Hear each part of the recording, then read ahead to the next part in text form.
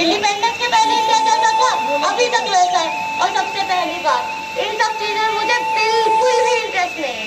मेरी लाइफ ये चल रही है, मैं खुश हूँ। इन सब फालतू चीजों के लिए बस टाइम नहीं है, प्लीज। ठीक है, वैसे मैं सोच रही थी कल छुट्टी है तो कहीं घूमने चले। हाँ तो चलते हैं ना, हमने कब ना बोला। खाना खाने का तो मिलेगा ना। अरे भूखल पहले पता तो कर ले कहाँ जाना है। एग्जैक्टली यार, वैक्सीन तुम चलोगे? वैक्सीन? अरे नहीं यार, पतंग उड़ाने चलते हैं, उसमें ज्यादा मजा आएगा। नहीं, मैं पतंग उड़ाने जाऊंगा, मुझे डर लगता है। अरे कितना डरपोक तू यार। तो वैसे तो भी चलते ना फिर। चलो ठीक है, पर टाइम देखा है 8 बजे। हाँ तो 9 बजे तक खुला रहता है।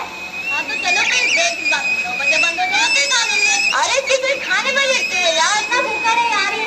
अरे तो तुम्हारे को जब ख्याल आ गया, तुम अपना खाना मुझे दे दो। तुम लोगों को चलने आए कि नहीं? 8 बज रहे हैं। चलो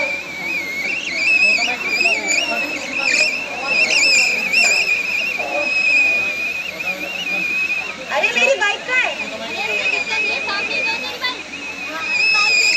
चलान कर देना। अरे तुम फिक्र मत करो, मैं सब चला लूंगा।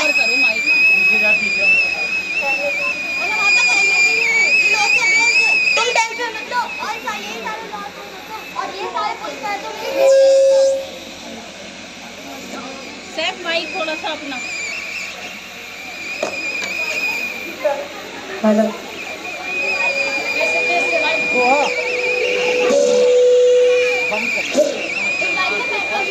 अरे है ना, कल ही पापा से झूठ बोल के पैसे लेके भरवाया। तूने अपने पापा से झूठ बोला?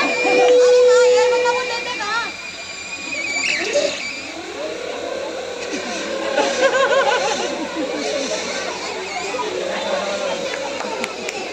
अरे रेड लाइट आ गई, रोको।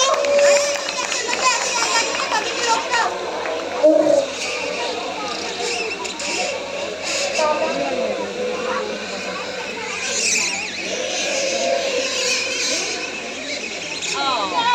एक्सीडेंट। आपको मेरी तरह पता कि हॉस्पिटल लेके चल रहे थे। अरे तुम टेंशन मत लो, मैं यहाँ से निकालता हूँ।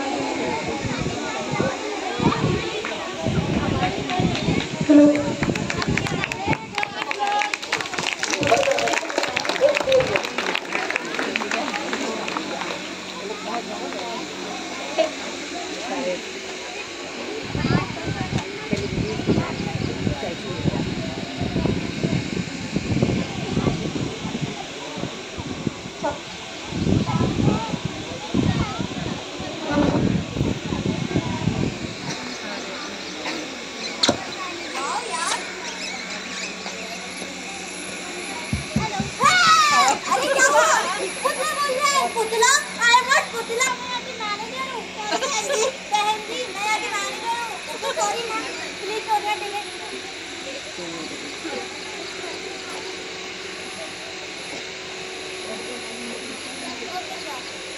चलिए हमारा बैग जमा हो गया आगे मैनेजर। सर आप देख सकते हैं कि यहाँ पे काफी सारी टैक्सी खड़े हुए हैं। उसी ने आप लोगों को इन्हें देखने में रिजल्ट आए और बाकी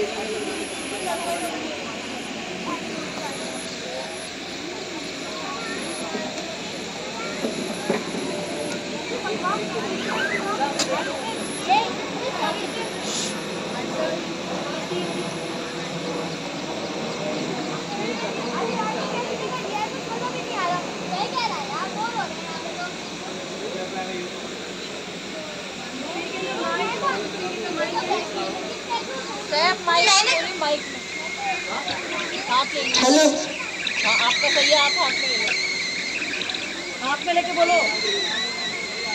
वैसे ये लोग हैं कौन? तो मैंने कब बोला इंसान है? कैटून है किसके? ये हमारे फ्रीडम फाइटर्स हैं।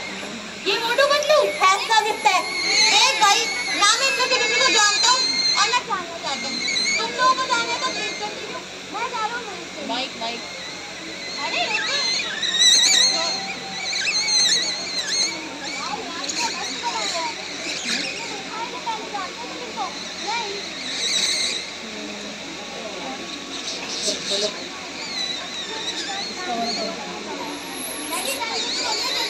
आ जाओ डैडी।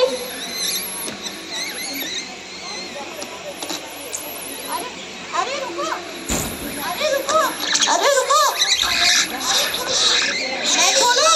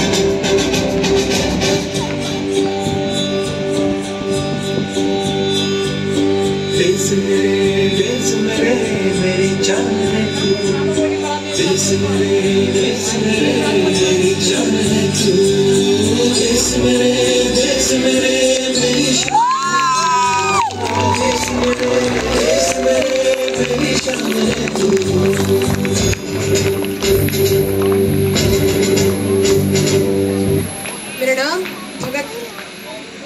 बचपन ही से मेरा ख्वाब था देश को आज़ाद कराने का, लेकिन आज मुझे ख्याल आता है इस देश के लिए मैंने, सुखदेव ने और राज ने हंसते हंसते फांसी ली थी। इस देश के लिए मैंने अपनी रातें निकाली थी। आज किसी को थोड़ी सी भी तकलीफ होती है तो वो दूसरों को परेशान करने पे तुलाते हैं। जरा किसी ने सोचा इस देश के लिए फांसी लेते वक्त मुझे कितनी तकलीफ हुई होगी। आज जब मैं इस देश को देखता हूँ तो मुझे याद आता है कि सरफरोशी की तमन्ना क्यों हमारे दिल में थी, और क्या देखना वो जोर बाजुए कातिल का जब अपने ही देश वाले कातिल हुए। अगर हो गया तो खाली नहीं देते।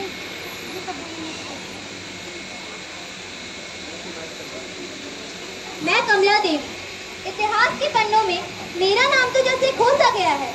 इसी दिन मुझे भारतीय संस्कृति की श्रेष्ठ पूजनियों का औहदा दिया गया था। पूरी दुनिया मुझे हस्तशिल्प के विषय में जानती थी। सन 1932 में मेरी मुलाकात गांधी जी और रविंद्रनाथ टैगोर जी से शांति निकेतन में हुई थी। मैं उनके व्यक्तित्व को देख के बहुत प्रभावित हुई, परंतु मैं अपने देश के लिए कुछ करना चाहती थी। इसीलिए मैं गांधी जी के हर एग्जीबिशन में जाती और एग्जीबिशन के बाहर ड्यूटी करती थी। पर अब जब मैं अपने देश और तुम जैसे लोगों को देखती हूँ जिन्होंने हमारे देश को हानि ही पहुँचाई है, तो मुझे शर्म महसूस होती है।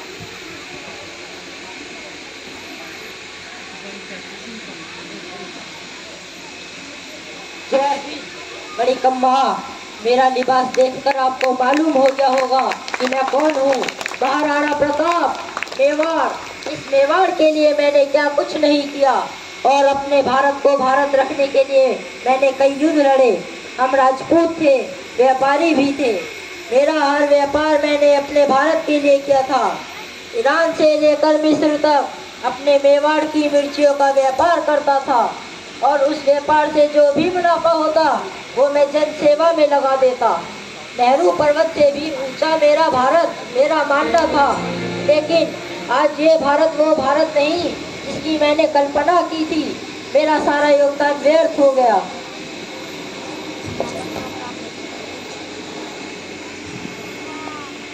मेरा नाम दादा भाई नारोटी है।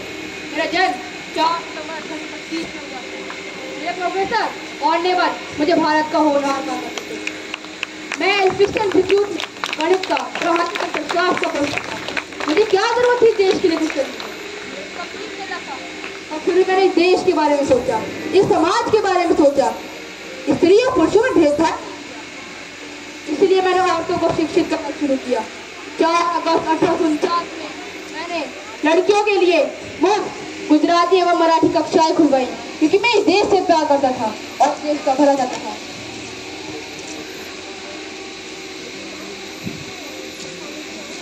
मैं खान अब्दुल गफ्फार एक मुसलमान परिवार से होकर मैंने सबके साथ इंसाफ किया। मेरे गांव में जो लोग आते थे उनके खाने का प्रबंध मेरे पिता खान मेहराम खान अपने हाथों से करते थे। अपने देश के लिए जान तक का फैसला मैंने खुद लिया। हाथों और पैरों में लोहे की बीड़ियां पहनाकर जेल की काली कोठरी में खड़े खड़े बांध दिया था। आज किसी को थोड़ी सी भी तकलीफ होती है तो सहन नहीं कर पाते, और जो हमने देश के लिए किया था उसका क्या।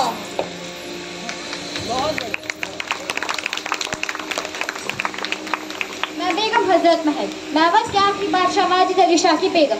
1857 में अंग्रेजों ने हमारे अवध पर हमला कर मेरे शोहर को कलकत्ता भिजवा दिया। अंग्रेजों ने सड़क बनवाने के नाम पर मंदिर और मस्जिद तोड़ने शुरू करे, तब हमने अंग्रेजों के खिलाफ बगावत की, लेकिन आज के निकम्मे लोगों ने हमारी छवि खराब कर दी।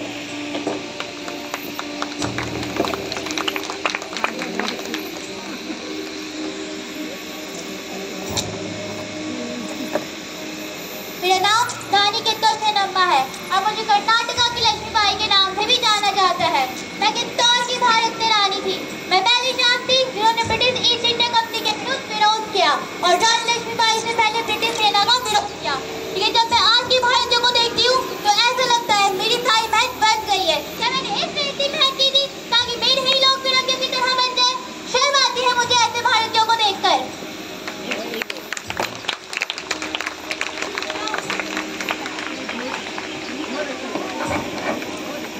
मैं मौलाना अब्दुल कलाम आजाद हूँ। मैं भारतीय स्वतंत्रता संग्राम की लड़ाई में मुख्य सेनानी में से एक था। भारत की आज़ादी की लड़ाई में हिस्सा लेने के लिए मैंने अपने पेशेवर काम को भी छोड़ दिया था। भारत के विकास और शिक्षा के लिए मैंने बहुत से बलिदान दिए। भारत की आज़ादी की लड़ाई मैंने एक लंबे समय तक लड़ी और आखिरकार में सफल भी हुआ। लेकिन आज इस भारत को देखकर लगता ही नहीं कि वही भारत है जिसके लिए मैंने इतने बलिदान दिए थे। लोगों के प्रति आज इस पूरे देश में के बराबर हो गया है और हालात काफी ज्यादा बुरे हैं।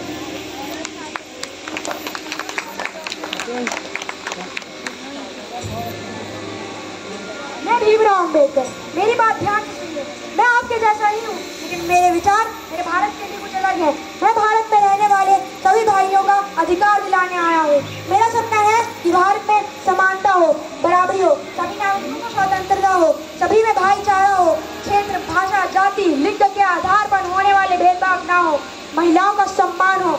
ऐसा वातावरण हो तो देश में खूब विकास होगा। भारत की इन्हीं सभी जरूरतों को देखते हुए मैंने संविधान बनाया है। इनमें बताए गए सभी सिद्धांतों के हिसाब से देश में लोकतंत्र बना रहेगा। अंत में मैं यही कहना चाहता हूँ कि अल्पसंख्यकों को बराबरी का अधिकार देना होगा। अल्पसंख्यकों को नुकसान पहुँचाने से देश को नुकसान होगा।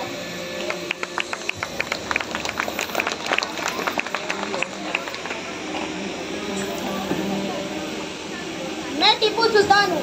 मैंने इस देश के लिए अंग्रेजों से कई युद्ध लड़े। मैं अंग्रेजों की एक ऐसी रुकावट था जिसकी वजह से वो हिंदुस्तान पर कब्जा नहीं कर पाते थे। हमने अपने देश की सेनाओं को यूरोपीय सेनाओं जैसा आधुनिक बनाया था, लेकिन हमारे देश के कुछ लोगों की वजह से हम अंग्रेजों से छिड़ा हुआ युद्ध हार गए और आज हमारा देश विकासशील देशों में आता है। और इन जैसे लोगों की वजह से मुझे अपने भारत पर अफसोस हो रहा है।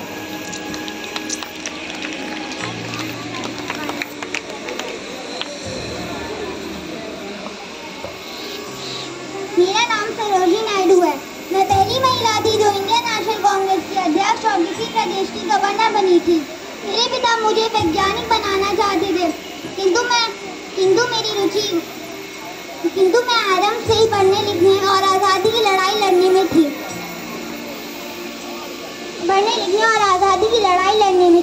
1928 में मैंने गांधी जी की अहिंसावादी बातों को माना और लोगों तक पहुंचाया। गुजरात के नमक सत्याग्रह में मुख्य भूमिका निभाई।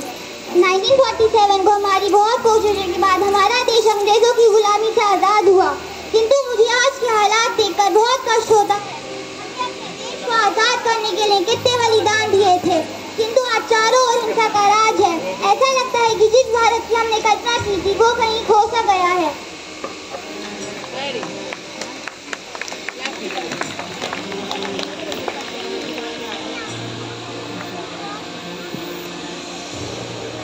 हिंदुस्तान जिंदाबाद। मैं रानी लक्ष्मीबाई हूँ। मैं गलत थी। मैंने कहा था मैं मेरी झांसी नहीं दूंगी, लेकिन आज जब मैं मेरे भारत को देखती हूँ तो लगता है काश मैं ये बोलती मैं मेरा भारत नहीं दूंगी। मैंने अपने स्वराज्य के लिए अपने बच्चे तक को मुझसे बांधकर युद्ध लड़ा और फिरंगियों को सबक सिखाया, लेकिन आज मेरे ही देशवासी फिरंगियों की चालें चलने लगे हैं। धिक्कार है मुझे ऐसे भारतीयों पर जो देशद्रोह कर रहे हैं।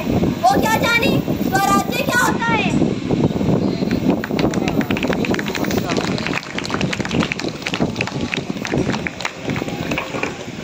सबके लिए जोर से क्लैप हो जाए। क्लैपिंग। भारत के लिए बलिदान।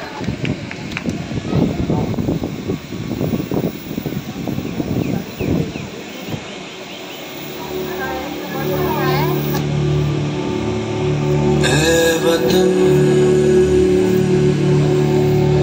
मेरे वतन, ऐ वतन आबाद रहे तू, आबाद रहे तू।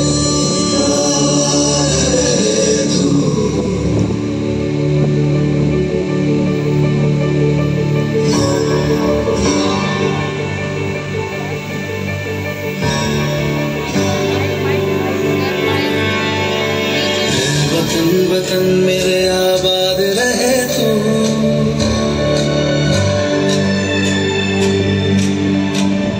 वतन वतन मेरे आबाद रहे तू, वतन वतन मेरे आबाद रहे तू। मैं जहाँ रहूँ जहाँ मैं याद रहे तू, मैं जहाँ रहूँ जहाँ मैं याद रहे तू। ऐ वतन मेरे वतन,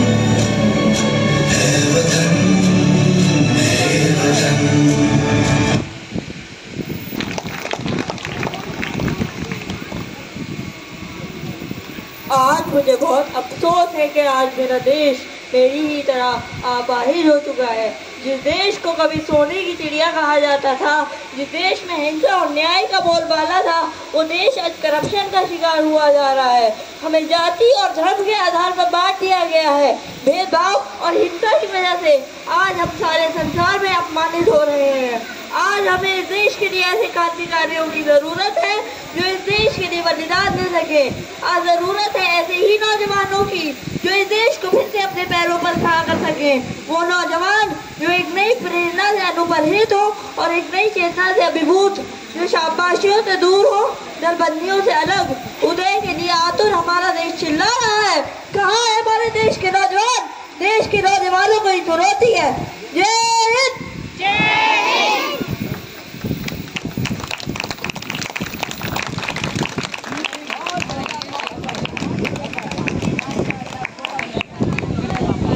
बहुत बढ़िया हिंदी बोली है। हिंदी बहुत अच्छी।